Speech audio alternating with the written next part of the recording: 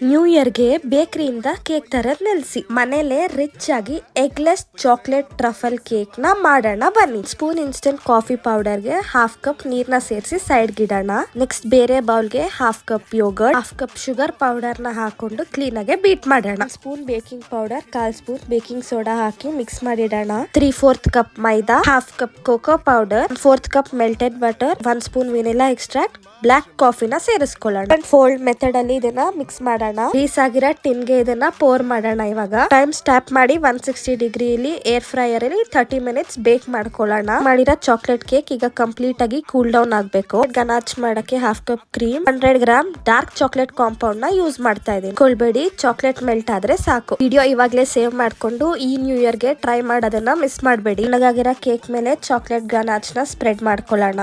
ಎಷ್ಟು ಪರ್ಫೆಕ್ಟ್ ಆಗಿ ಬಂದಿದೆ ಅಂತ. ನ್ಯೂ ಇಯರ್ ಗೆ ನೀವು ಟ್ರೈ ಮಾಡಿ. ರೆಸಿಪಿ ಕ್ಯಾಪ್ಷನ್ ಅಲ್ಲಿ ಇದೆ. Happy new year.